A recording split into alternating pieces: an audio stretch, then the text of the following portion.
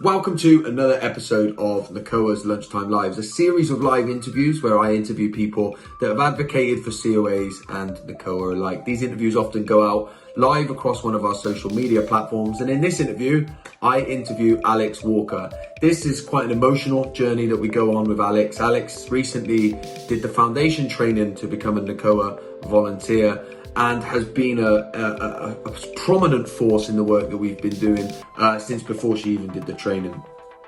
Alex is part of Be Sober, in fact a founder of Be Sober, a platform and a space for people to explore their own drinking, and we discuss how being a COA has impacted that for Alex.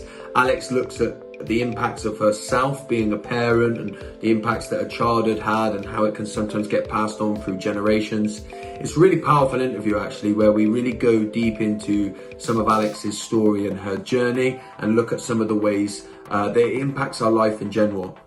If this is the first time that you've ever been here, then please make sure that you have subscribed and turned on those notifications. And I really hope you take as much from this interview as I got from partaking in it.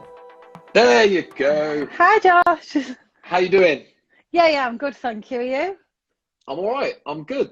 I'm looking forward to the bit of time that we've got in the conversation that we're about to have. I've got some nerves, which is unlike me. It's really unlike me. Right. Where do you think that's coming from? Probably just being completely vulnerable and completely honest about things, and in a different way than maybe I normally would with my own drinking, So Yeah. There's it is interesting. I think it's one of them things as well where you're going to be in a space where the spotlight, so to speak, is going to be on you a little bit, and you're going to be pressed and probed is probably the wrong terms, but we'll press and probe away. Let's go. Well, look, Alex, I know you, and as Piers has just said, you are with friends. This is, the Lunchtime Lives are becoming a initiation process into the tribe in some ways. Not that anybody needs any more initiation into this tribe. Why don't you take a little bit of time to introduce yourself? Tell everybody who you are, what you do, and some things about you. Okay, so I always hate the who I am question because I identify with what I do. So this isn't necessarily who I am or what I do. But anyway, I am a 42-year-old mum and wife. My name is Alex. I grew up in the north of Manchester. I had a pub background, so my mum and dad owned pubs. My dad was a entertainer on the pubs and the clubs, so it was kind of surrounded by alcohol. I am also a co-founder of Be Sober, which is a community interest company, which is where I'm broadcasting my side of this from now. And I live a sober lifestyle. So that's basically who I am and what I do. My background is in education. I was a teacher for many, many years.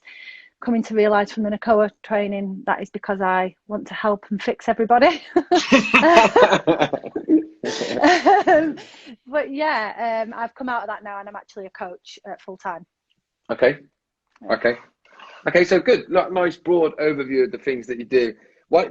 Tell us quickly just a little bit about Be Sober, because I think some of the work that you're doing is pretty amazing. So yeah, so there's two main kind of streams to Be Sober. So we are about connection and community. So we organise free or non-profit or at cost events all over the country. We've just recently been recruiting ambassadors in loads of different cities and towns, and when lockdown eventually ends, they'll be setting up face-to-face events. But we're all about connecting like-minded people, connecting people who are sober and who are striving to get sober and don't necessarily want to go down the detox or 12-step AA route, albeit we do have people who do the 12 steps in our community.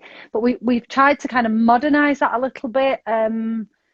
So there's still kind of a way of doing it, a method of doing it, which very, very broadly fits with the 12 steps. But we just tried to make it a little bit more inclusive for those who don't necessarily want to go down that road. Mm-hmm. So that's one aspect. It's like the community, the connection. And the other aspect is support. So, we do the group support, the sober lounges, the drop-in sessions. We have live coaching. We have a membership package. We have a podcast. Honestly, I could talk about Be Sober all day because it has very much become who I am. I actually live and breathe be sober. Yeah. You know, I was working on it last night. It just doesn't feel like work, and I'm working on it all hours, but it never feels like work because I'm so passionate about helping people to see that you sober, you can live happily sober. Can you hear me still? Sorry. Yeah, sorry, my phone rang, that's all. That's Keep okay. going, you're good. You can live, positively and happily sober, and I run that with Joe and Lisa. Lisa's my lifelong best friend, as you well know.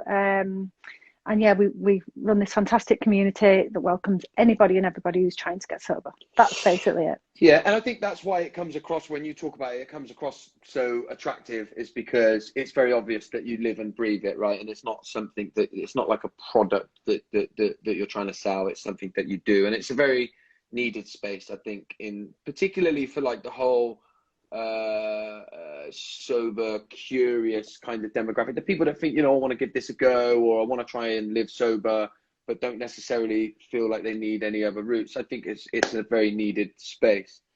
When did you come across Nacoa? So it was when I first started with, well, actually, I've come across it twice in my life, but the first time I kind of didn't really identify with being a child of an alcoholic. So it was somebody who actually, one of my friends actually said, oh, have you heard of this charity? They're called Nacoa. And that was maybe about 4 years ago. And I was like, oh yeah. And she said, oh, I really love this charity. You should look at it. And I kind of went, oh yeah, okay. Well, why would, in my head, why would I look at it? What's, you know, and I didn't. But I heard of it. But because I wasn't really going through the journey of discovery, if you like, and realizing that it was a thing, I didn't do much about it. But then the very first time I really invested in it and looked at it was when we formed Be Sober, which was then the Sober Experiment. We wanted to find a charity that represented what we're about so that we could support it, volunteer for it, raise money for it. And that's when we started to do it. So we literally Googled looking for charities that support things to do with alcohol. I think we did it really broadly. And, you know, the usual came up, and then Nacoa came up, and I was like, oh. And I think it was Lisa that actually said, look, we should look at this one. And I said, I've heard of them. And then, yeah, that's where we went from there. Yeah. And a very similar story to mine. So what I found Nacoa because I was searching for charities that might connect children and alcoholism together. Like I certainly didn't believe that I was the child of an alcoholic or anything like that, right? And it sounds like that was quite similar for you. Yeah. I mean, I didn't know. Not that I didn't know that my father particularly drank a lot. I did. I just thought I didn't have anything to moan about. And I'm not saying that I do moan about it, but that it was all I knew. That what I grew up in was all I knew. And because of where I lived and how I grew up in pubs, all of my friends had very similar upbringing. So I didn't know there was anything else. I just thought that that's the way childhood was. You were, and I'm not saying all of it was like this at all, but you were kind of very much part of their life rather than them changing their life to fit in with yours. You just adapted to being in theirs. So, you know, I was the child that would sit in the corner in a pub and learn how to play dominoes. I could play pool like a man by the time I was 5, you know, like I was on the gambling machine. It was just normal. So I didn't know that it was a kind of thing. I didn't feel that there was anything wrong. And there was a lot wrong, by the way. And I don't say that for anybody who grows up in that environment, but I didn't know because I didn't have any means for comparison.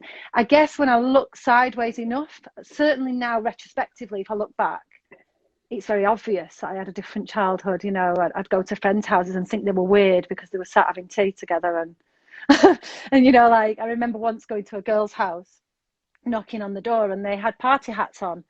And they were actually celebrating the dog's birthday. And I was like, that's really weird. That's so weird. Like, what are they all doing, singing happy birthday to the dog?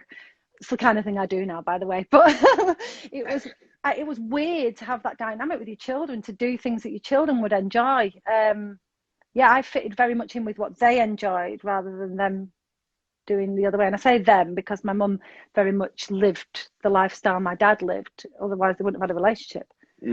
Yeah. And I think that actually what you've described is some of the the biggest thing that makes it be such a lifelong impact, right? Is that as children you do adapt. But when you Yeah. adapt to what is an environment that's kind of quote unquote disordered in some way, then the way that you're going to adapt, right, the outcomes of the way in which you're going to adapt is going to mean that you kind of, I guess, approach life in a bit of a different way. Yeah, and it's very much feeds into the way that I am now in a lot of other ways, you know. I mean, I think, to fast forward, I am now completely sober. It's quite complex, this, and well, we have got time, so I'm going to kind of go into my slant on this, but I held a lot of blame for many years without knowing there was a problem, and I can't articulate that any better. You know, it was very much a case of I didn't have a good upbringing. I watched violence. I watched arguments. It was very matter of fact, but not anger. I was never angry, but bitter. Bitter that I knew I'd missed out, but I didn't know that I was in the same boat with other people. I didn't know that there was a label or a category for me.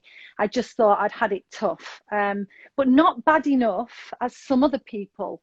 So therefore, I wasn't allowed to whinge about it, or I wasn't allowed to moan. So what I would do is, when I'd had a drink myself, it would come very much to the surface, and then I'd put it down to the fact that I'd had a drink, and you know, I'm just being over emotional and so on. But what it's done in the most for me, being that kind of child, is it's made me so perfect or striving to be so perfect all the time, because I have to control these many, many aspects of my life, because I was so out of control, that I'm very flawed. I can't stand to get things wrong. I can't stand criticism. I hate it when people don't like me. You know, I will say yes to things that I don't want to say yes to, because I want people to need me, to like me, to feel that I belong in a situation. And I'm only learning that now at 42, that this is because of my childhood. It's very much because of my childhood. It was so chaotic. It was so out of control. It was so unpredictable that I grew up trying to control everything I could. So, you know, I would control my eating. Now, I didn't have an eating disorder, but I would diet, like go on really kind of big diets just for the sake of owning the diet. I would strive so hard at school to the point of exhaustion. You know, I had to be in every brass band, in every music group. I had to get top grades. If I didn't, I was bashing on myself. I failed my science mock, and it devastated me. It wasn't just like somebody would take it in and go, oh, you know, I failed the mock, I'll try harder. I couldn't understand why I'd failed this mock. I was absolutely devastated. The disappointment I felt, and the fact that I might disappoint my parents, because that's not something I did. I had to people please. I had to be the best. I had to show them how good a daughter they'd raised. And that really kept us where we were, you know. What I've learned through Nacoa is, and I think I've taken what I need from it certainly, is that by being that, and I know now that it was the hero child that I was, by being that child, I allowed them a way to say, well, actually, we're not dysfunctional at all. Look at her. She's doing so well. She's got her GCSE, she's got her A level, she's getting a degree, all of those things. So it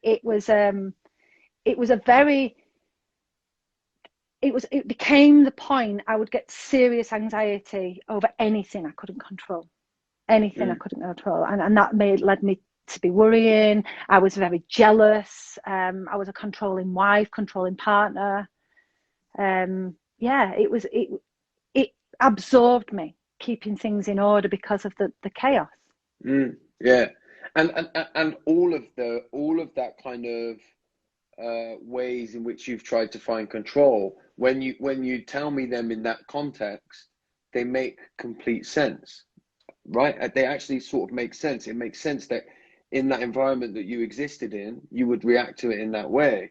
And actually, while you was talking, it makes me want to say, like, to the small Alex that you were, well done for finding a way to survive in that system that you existed in, right? That meant that you was able to move through it. Yeah. And I think when we can start to look at things with like that kind of compassion, then you do start to understand. Like, you've got a level clearly there of like an understanding of the impacts of the experiences that you had when you was a child, right? How I feel like this is sort of stuff that's come to you quite recently. Oh yeah, definitely, yeah. Within the Yeah, last, since getting sober, yeah. yeah. And you recently did the Nacoa training, right? Yeah, very recently. I think I was the last one through, wasn't I? We were the last group through. Yeah, so we oh god, I'm gonna have to try and think of dates. November, wasn't it? Did we finish in November or October? November, yeah, early November, I think the last one was, kind of around bonfire night. Yeah, and you know, straight away I knew that I wanted to be a volunteer. You know, and again, I just have to say, not just a volunteer. I don't just want to be one volunteer. I want to volunteer for everything. I want to do this. I want to do that. I want to be on the phone. Can you phone from home? Can you be on the phone from home? You know, like I'm that eager one with the hand up in the corner. I'm very aware of it. Yeah, and the reason I want to volunteer is, and I do volunteer now, is because I've got such an understanding about how it impacted me. You know, we don't all have to be the broken child. We don't all have to be from an abused background or an abusive background. You know, trauma's very different in each child. You know, if I look at me and my sister, we're literally opposite ends of the scale in terms of our adult life and our childhood experiences. We have conversations and it's like we were in different households. I'm like, oh, where did you grow up? Yeah. You were really, based on your experiences, right, and the roles in which you existed in, you grew up in completely different environments, though they were exactly the same. Yeah, I mean, and I remember being her protector, you know, looking after her, and she says that I never looked after her. You know, I just left her to it. But I really don't remember it that way. It's completely different. And I think even if I didn't go on, which I am, by the way, just to clarify, but even if I didn't go on to volunteer in any aspect, I've learned so much about myself through the training that I did. Like I hadn't really gone from the perspective of this is a family disease or disorder. I saw it very much, and I kind of going to go off to come back, but I remember as a little girl hearing somewhere that the first step to becoming free of being an alcoholic is to admit you're an alcoholic.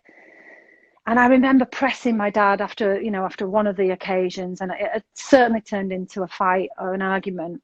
And I remember sitting there the next day with him and saying, please, just admit you're an alcoholic. Please admit you're an alcoholic. I wanted him so desperately to be an alcoholic because then that would be the first step to getting help. Now looking back, I mean, it's just so sad, isn't it? That's what I wanted him to be. You know, I'm desperate for him to be an alcoholic because that would mean that he would get help.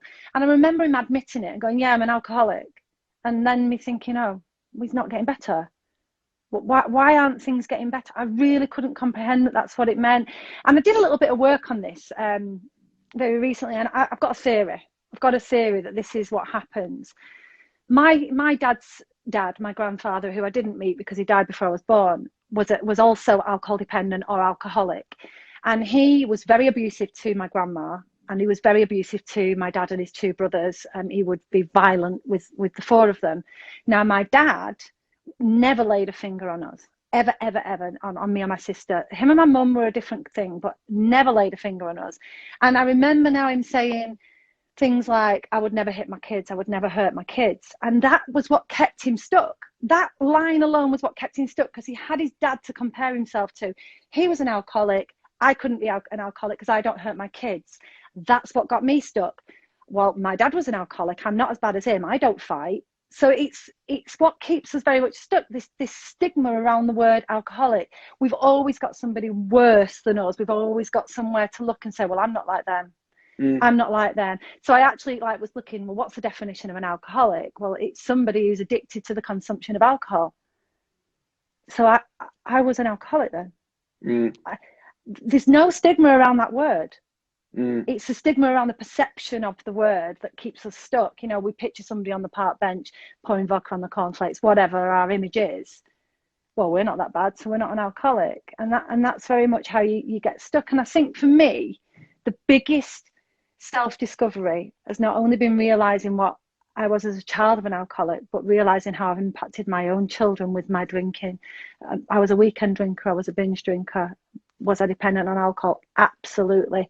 Did I impact my children? Absolutely. I didn't hurt them, I didn't harm them, I didn't fight in front of them, but I impacted them in a very different way. And the sooner we can start talking openly about what alcoholism really is, I used it to cope, so I was dependent.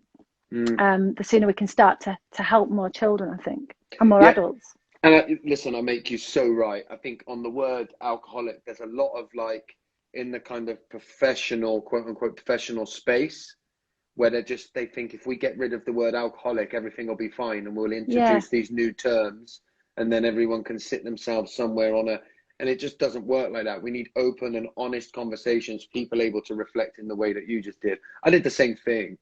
Yeah.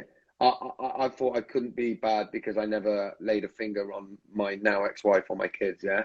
I smashed the house up. Right. But I never did the next level. So I can't be that bad, right? We create our own line, and the line is not created by a word. I don't believe the line is created by our own need to and want to escape. And I think what we need is more inclusive conversations, not where we're trying to stop words being used and take words away, but actually where we're inviting more open and honest conversations in the way that you've just been able to do. Is that difficult with your experience of what you experienced to go on and say, I've impacted my children with my drinking? It's incredibly difficult because, you know, not all people who are alcohol dependent will be bad parents, but not all good parents are sober either, you know, and it's to realise that, you know, I'll tell you a little story here. Can I just say that's the first time I've ever actually said I'm an alcoholic, by the way. I've just come out on a lie. I don't actually identify with being alcoholic, and that's why I want to say that, because I know my own stigma is there. First off, you know, I've got my own kind of shielding against that word. But if we look at the definition of, you know, alcohol dependent, I was alcohol dependent. If that's all we're saying, you're so right. Removing that stigma is going to come from just looking at what that word means, just owning your story, if you like. As far as my children go, yeah, it's incredibly, incredibly difficult, because one of my biggest values has always been that I've been told by everybody what a good mum I am. That's what people see. People see the good mum. It's the same thing I used to do. Well, yes, my dad was an alcoholic. Yes, there was difficult times and some domestic violence, but he was a good dad. Well, was he really a good dad is the question that I now need to reflect on, because there were aspects of him that were lovely. There were aspects of him that were a good dad. He'd chase me around and play monsters and, you know, did what dad taught me how to play the guitar. He was an incredibly talented man.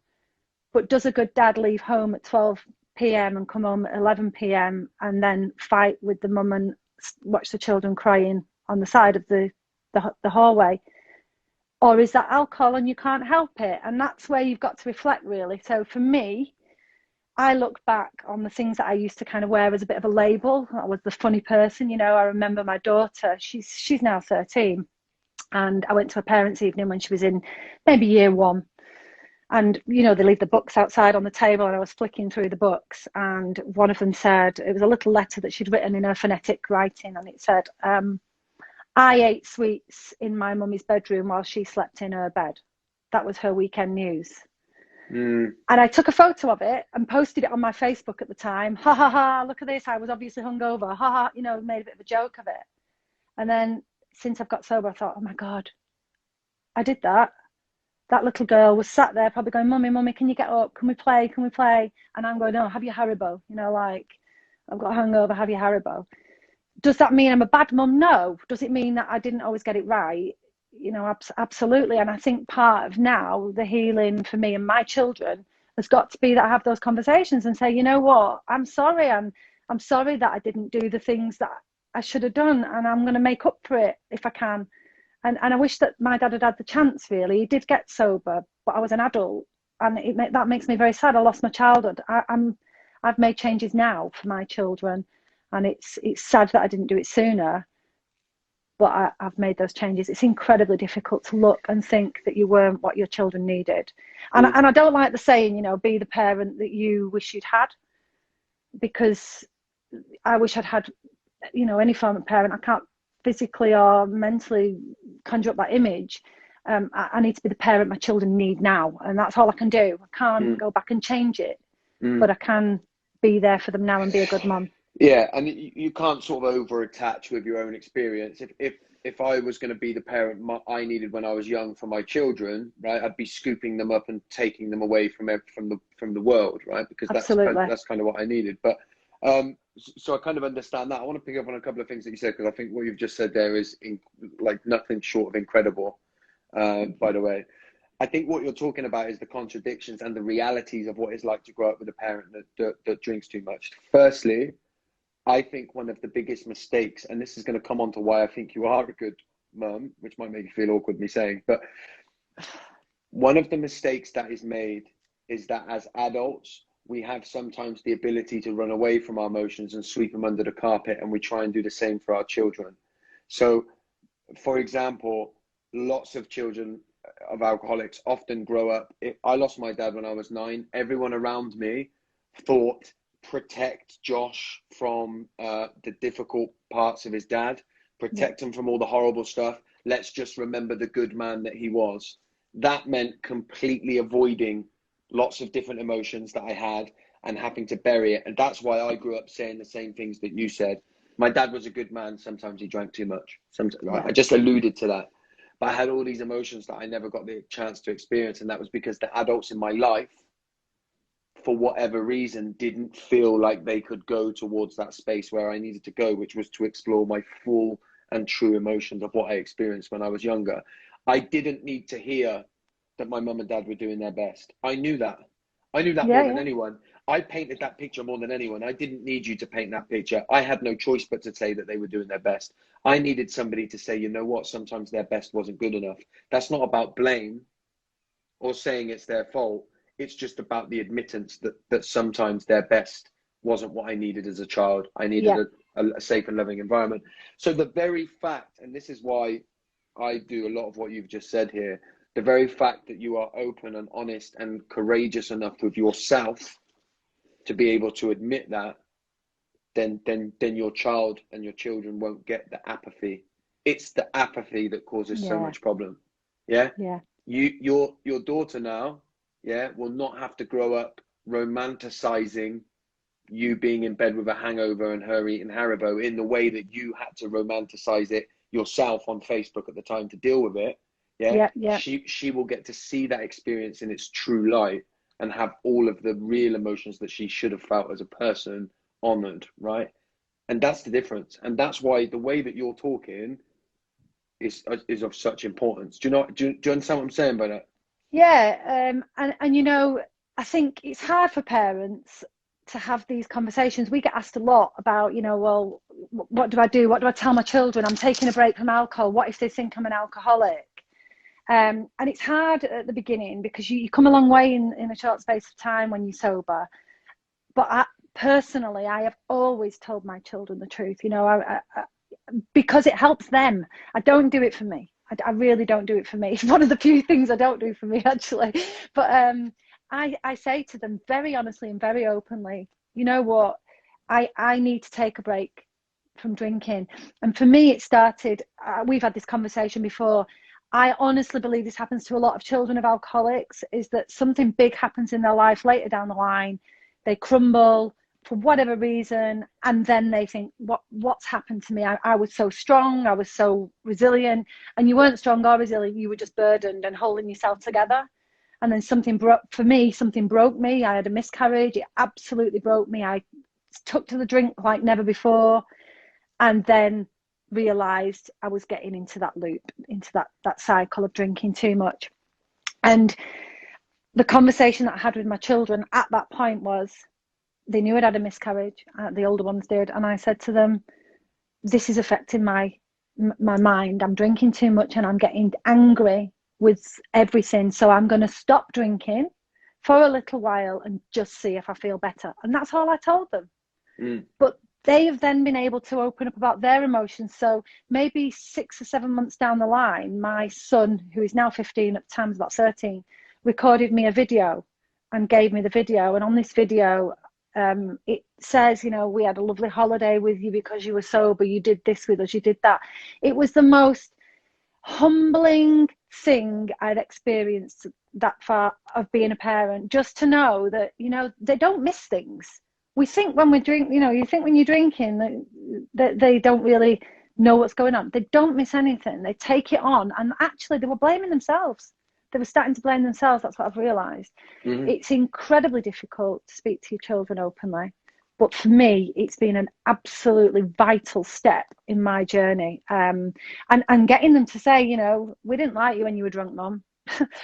My daughter said, we didn't like you when you were drunk. You always told us you loved us. I was like, they didn't like that because it wasn't what I do all the time. I'd bring out all this, oh, I love you. That was my need to feel loved because what I felt I missed out on as a child. And when I was drunk, it came out. Of course, exactly. And it's like you said, and Kerry's mentioned it in the comments there as well. It doesn't matter what you tell your children, but if you don't tell them the truth, they will come up with their own reason. They already know what they're feeling. How do children of alcoholics get taught not to trust? They get taught not to trust by their parents because their parents are consistently telling them not to trust the ways that they feel. Yeah. And so if a child knows, they have to know that's how they survive. They have to be in tune with their parents or primary caregivers. So they're very in tune with what you're doing. Yeah, definitely. If you lie about it, then you will make them not trust their feeling. And that's the reality, right? So I think it's of huge importance what you're talking about, and the open. I've been the same as you in the conversations that I have with my children. I'm very open and honest with them. And I also, by the way, don't try and scare them away from alcohol, right? Because I know eventually they might try it, and if they'll realize I'm lying because it might work for them and they might love it in the way that I loved it. So I need to make sure that I give them the truth, balanced conversations, right? Yeah. So I want to go a little bit more, if you don't mind, into like your relationship with your dad, because it sounds as though from what you're saying that he's not here anymore. No, my dad passed away in 2009. So just to give that a bit of context, he about 10 years earlier, he had an esophageal bleed, was admitted to hospital after one of his many kind of binge drinking sessions. And we were told he would have 24 hours to live. He'd lost too much blood. He had damaged his liver, and there was no way he was coming out of it. And we'd heard, you know, time and time again, I'm going to stop. And he had taken months off and things, but he'd always gone back. So sat in the hospital, we were there, we were ready to say goodbye. My dad was a Catholic, we'd had the priest there, we really had said our goodbyes. And 48 hours later, he was still with us. And the doctors were saying, we can't believe he's still here, he's fighting. And he came round after about 3 days. And he said, I'll never drink again. And I remember looking at my older half sister and going, yeah, okay, here we go. And he didn't. He just didn't. And he was told he'd live for about 5 years after that because his liver was at stage 4 cirrhosis. And he'd had this damage on his esophagus and his heart was diseased. And he actually lived for 10 years after that. So 2009, in the July, he passed away. Yeah. Which I know sounds ridiculous, but it was really, I was shocked. He was 63, and it was really unexpected. I was living in Cyprus at the time, and I'd been over into the UK during the summer at some point, and I'd seen him, and he was weird. He was acting weird, and I think looking back, his voice had gone a bit funny, and I now know that that's a symptom of heart disease as well. Your voice changes, and my dad's life was singing and playing the guitar, and it was his life. And I won't swear, but he basically said that the day that he stops playing the guitar and can't do it is the day that his life is, and he used the F word. Yeah. And I could tell that it had devastated him. His voice had gone. He didn't feel very well. And I stood in his front room, and I was going through a really bad time with my second marriage at that point. And we were on our own, and he just put his arms around me in the front room, and he said, I think this will be the last hug you will ever get from me. And I said, oh, don't be silly, don't be silly. And it really brought me a lot of emotion, because I remember as a child crying and saying, I don't want you to die, I don't want you to die. Please stop drinking, I don't want you to die. So it brought a lot of emotion up, but I didn't believe it. I just thought, he's sober, he's living a good life, he's only 63. And then I flew home that night, and I got a phone call at 6 p.m. the next day, and he'd actually had a heart attack. Wow. It shocked me. It rocked my world. It was one of my worst. There's two very big defining moments in my life, and that was the first. Yeah. Yeah. Had you rebuilt your is perhaps the wrong word. Did you have a good relationship with him in those 10 years after he stopped? Did it change? Like, how was it? Yeah. I mean, I always had a good relationship with my dad. Even though we saw lots of things and we were part of lots of bad experiences, because it was, he doesn't hurt us, he's not abusive, he's a good, because it was that, it allowed me in some respects, although it wasn't necessarily the truth, to look up to him. And he taught me to play the guitar, he taught me to sing, he absolutely used to sit and do my times tables with me. I even remember being behind the bar in the pub that we owned and having a little Mr. Professor calculator thing and him doing my times table. So he was quite active in many ways. It was because I wanted to please him. I wanted to please him. That's what it boils down to. I played the guitar because I wanted to please him.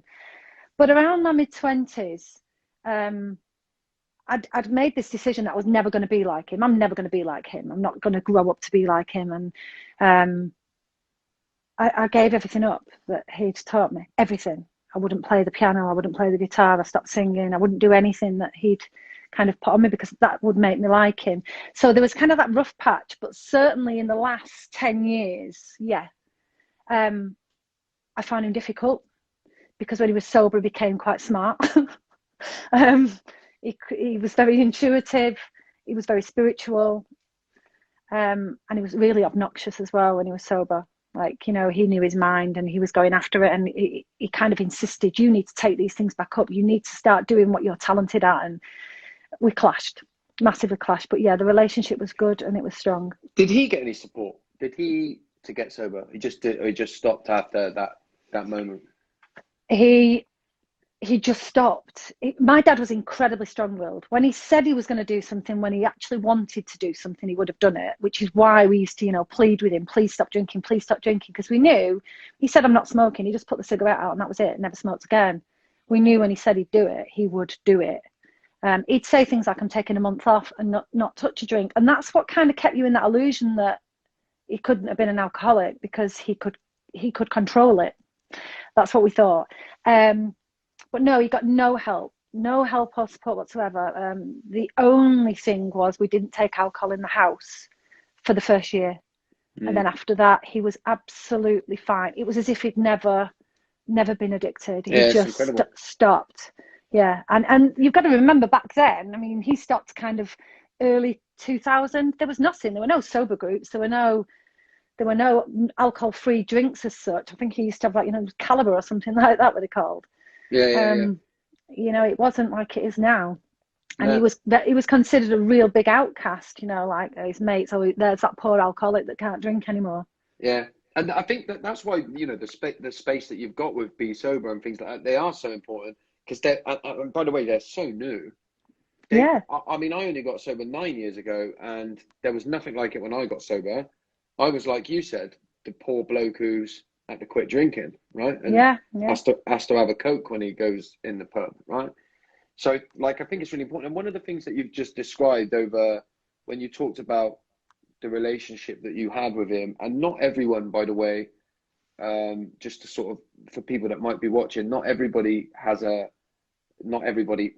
alcoholic parent who was also nice, right? Some of them are absolutely. Some of them are horrible all of the time. But I think when you do have a parent who gave you those glimpses of the person that they could be, right, you get this contradiction where you can love and hate the person to the same degree. And I think that's really hard for people to understand, that experience that you go through, where in the end you almost learn to just enjoy the good times when they're there, and because you've got no choice. We just got to enjoy this until he's going to go again and be whatever he becomes when he drinks. And that's a really hard thing to fathom, I think, for a lot of people. Yeah, and you know what else as well? It brings a lot of guilt with trying. One thing I've really struggled with, and I still struggle with it to a certain degree, is being able to say I am a child of an alcoholic, because I know that some children have had it much worse than I had it.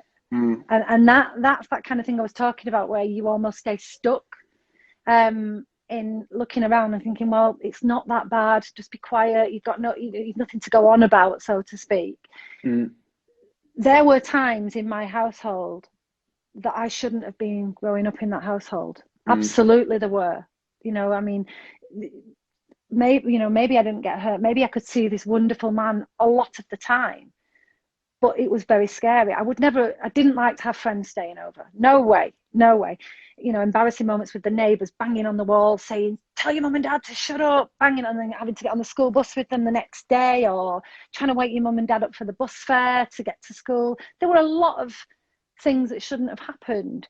But when you've got that, like you say, you've got that kind of nice person, that, you know, a loving person, and you can see him behind that makes it very painful as well, in a very different way. You know, you want to go, please come out, you like, come back. Yeah.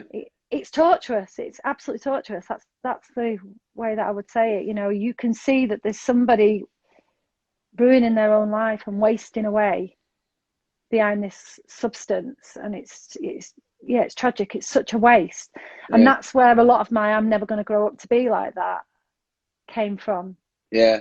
And because my story is that I created a bit of a hero in my dad, where I talked about him being a good guy when he was sober and it wasn't his fault and he had a problem, when actually my truth that I came to in the end was that I don't remember anything good about him.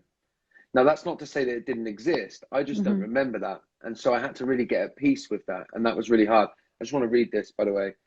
Even though I've known you forever, your story still fascinates me. You are one of the strongest people I know, Alex, and I love you loads. Can you see who that is? Lisa. It must be Lisa. Must be Lisa. Alsworth. I can't see it on here, but yes, it's Lisa. Yeah. And then I love her too.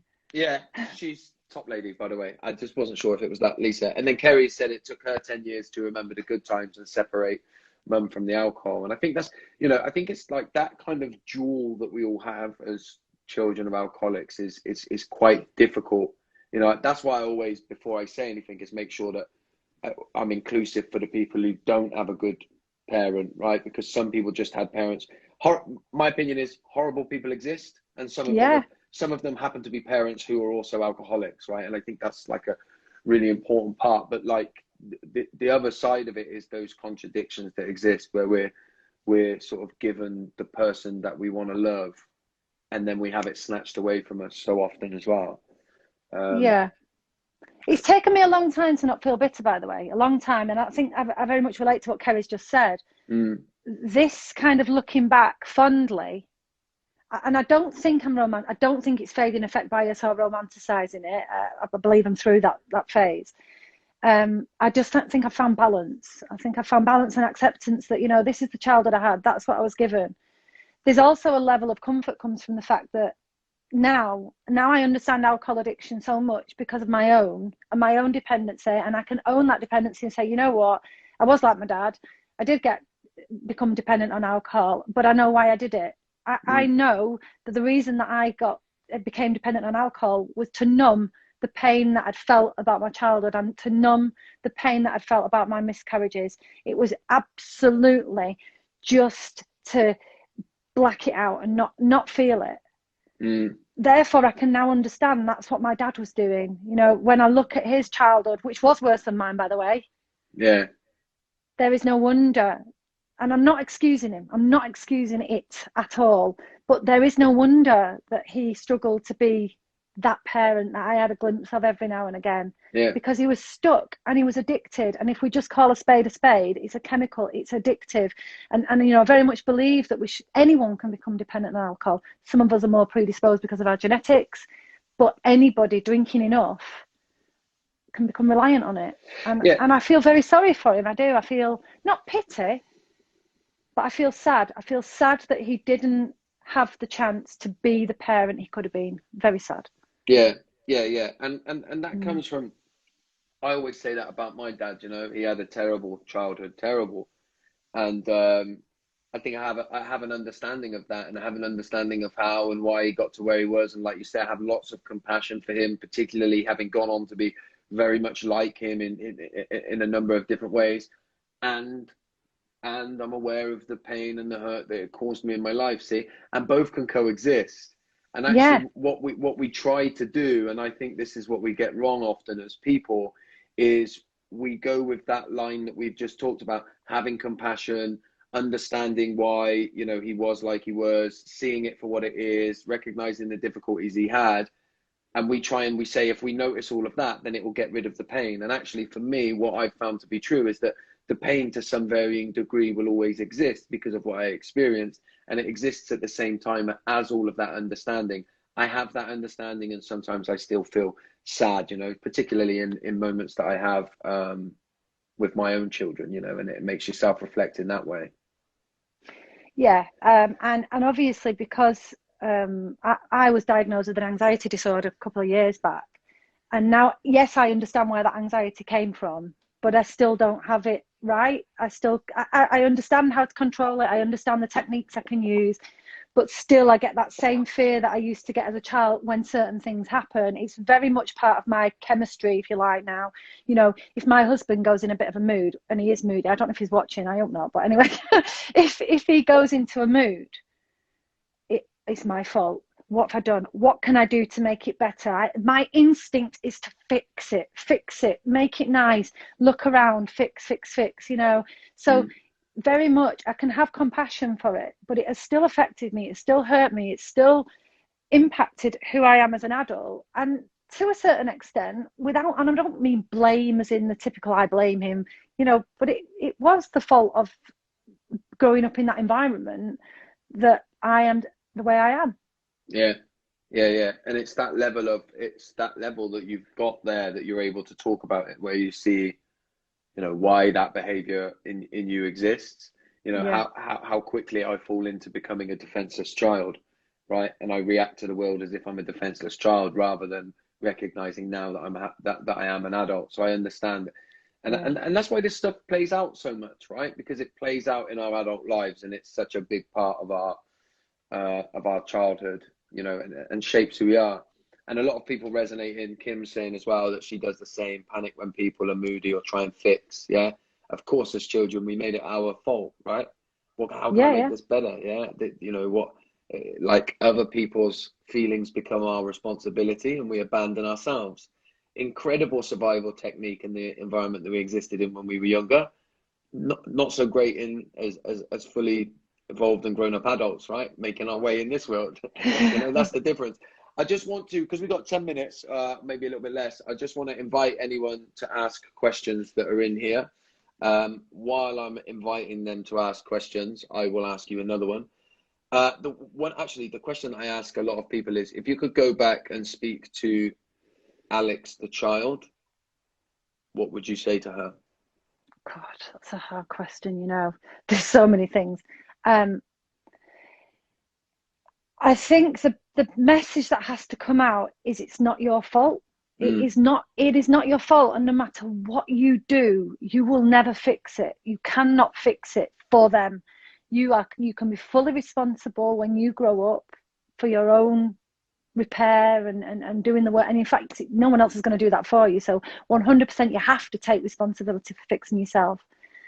But to that child, it's not your fault. You didn't do it. You didn't cause it. You didn't control it. There's nothing you could do. But you can look out for yourself. You can protect yourself. You can be okay. And certainly if like Nacoa had been around when I was little and I'd have known, you know, just to phone up. Can I just add something actually? Because I was thinking about this and I think this is a really important point. My parents, particularly my dad, and my mum would go with him, were very much pub drinkers. So after we left the pubs, that's what they used to do. My dad would go out at lunchtime and then he might come back for his tea and then he'd go back out again. So a lot of what we saw, the bad stuff, happened very late in the night or around tea time. So Christmas Day was awful, always. Never had a nice Christmas Day. It always turned into a fight because they were home drinking. Birthdays weren't nice. No occasion like that was nice. And I just think it's so important to recognise right now in lockdown, if I'd have been a little girl now in lockdown, I don't know what that'd have been like. Because my parents went away and did a lot of their drinking and then just brought the bad stuff back for an hour or 2 hours or 3 hours. It must be absolutely horrific for parents that are home drinking all the time, you know, for children where the parents are home drinking all the time. Relentless. That's why, and that's why Nacoa is so important, you know, that full anonymity when you phone or when you speak to somebody. What a lifeline, because if that had been me, you know, I would have loved any outlet to be able to just speak to somebody and know you're not alone, and you're not alone. There's so many of us, this community on its own, there's so many of us impacted by this, and if we just speak up and reach out and talk to each other, we can start to normalize it and stop feeling such shame and guilt and embarrassment around it because you didn't cause it. Yeah, incredible. What you've said there is just so true. And particularly in lockdown, my biggest fear is the stockpiling that I think drinkers will be doing, which is like getting as much alcohol as they can in to make sure that they don't run out, and then of course just drinking more, and it just must be relentless. Kim has said, what coping mechanisms did you use when you first gave up alcohol? So the very first thing that I used to do was literally just weirdly, and I talked about 12 steps before, was just going through a day at a time. So I'm going to stay sober for today. I'm going to stay sober for today. And I wasn't an everyday drinker. I was a weekend drinker. But as soon as I decided to give up, it was a Sunday morning, I found myself thinking about alcohol Monday morning. That I don't know whether that had ever happened before, but maybe because I knew it was coming Friday, it hadn't. But it was just, you know, waking up in the morning and thinking, right, I'm not going to drink today. I'm not going to drink today. And then slowly but surely I started to do, you know, practice mindfulness. I tried meditation. I'm still trying meditation. I can't and don't commit to the times that I should probably do it. Exercise for me is a massive one. And listening to podcasts and things like this, the lives, surrounding yourself with other people who are doing it can be a great motivator. And that's why, you know, I go back to Be Sober. It's so important to have that community space where you know that you can go to somebody and say, I'm not coping very well today. People have been there. You find people who've walked that path.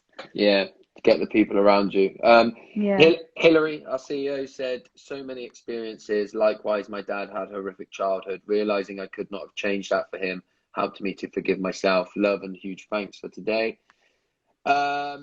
With your daughter's coach is asking, how do you manage your triggers? I guess it's a similar question to what we've just asked, but something I've started doing is I've started to kind of list what triggers me when I feel. It's not very often I get triggered so much now, but certainly in the early days I would list the things as I felt a craving. I'd think, what brought that on? I was very mindful about the craving. So I'm craving, what's caused that? I'm stressed. Okay, so stress was a trigger. And then I'd think, well, can I manage the stress? Can I manage, or is that something I can't manage? So if it was something I could control or influence, I'd try to figure out how and reduce the kind of impact of it. If it was something like, for example, I felt massively triggered when Boris Johnson announced that the children were not going into school. For myself, because I thought, how am I going to cope working from home with 3 kids? But also for them, like, oh God, you know, all these kids, the empathy, the compassion, all of that came out. And I was hugely triggered. But I thought, you know what, I can't control that. So sometimes you do just have to realise I can't control it and let it go. And I erased the BBC News app. That helped. He triggers me full stop, whatever he's announcing, but we won't go into that. Jessica, so sorry. When Jessica's just said P.S. it's Jessica, I forgot her name. My mind went blank, and I was just like, your daughter's coach. I went to read the name. Anyway, good to see you, hi, Jessica. I did my training with Jessica. I remember. I better make sure that we don't start talking about Boris Johnson. We've got 5 minutes left, and I haven't got on a political soapbox, so I won't do it now. So I think we'll start wrapping it up because it looks like there's not many more questions in there. I want to ask you one other question actually that might be a little bit difficult. We talked about what you would say to the little girl that you were.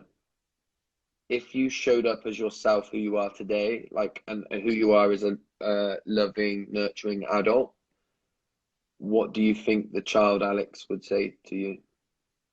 Oh God, take me away from this hellhole, chaotic environment. Please, just like give me what your children have got.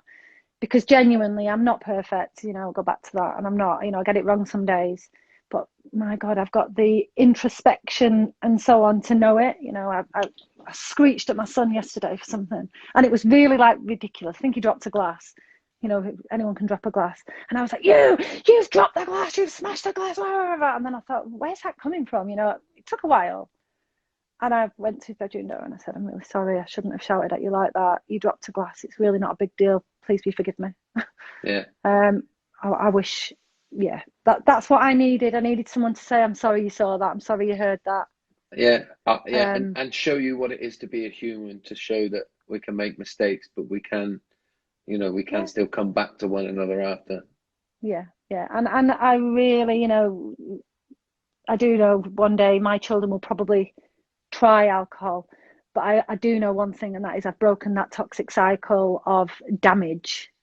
They experience what I wish I'd experienced. They really do. Yeah. Alex, this has been incredible. Look, I want to say thank you for me. I knew this would be a good conversation. I knew we would, you know, because we've done a lot of talking in the past on different things and different reasons. So I knew it would be as good as what it is. I probably didn't realize some of the powerful moments that we would have, if I'm honest. So I'm grateful for that. I guess what I'll do is hand it over to you to wrap it up. Is if anything else that you want to say to the people that might be watching or that will watch this at a later date, COAs, anything that you'd add? I think two things. If you have been through, you know, being a child of an alcoholic, please don't be ashamed. I know that's really easy to say and hard to feel, but it genuinely, there is nothing you could have done. And the more that we get together and we bring awareness and we talk about this, the more normal we make it, the more we stop isolating those children that are going through it now. And obviously, I have to say this, if you want to stop drinking or you want to take a break, please give us a shout, because we can help you. We've got a really lovely community that can help you. And you don't have to associate with being an alcoholic to want to do that. You just might want to see what it's like. Yeah.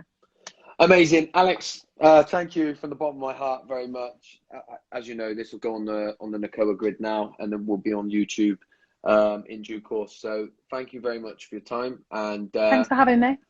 We'll see you in future events, a full part of the tribe that you are now. Or always I am have been, indeed. anyway. Yep. I am definitely am. I'm looking forward to it. Thank you, Alex. Take care. Thanks, Josh. All right. Bye.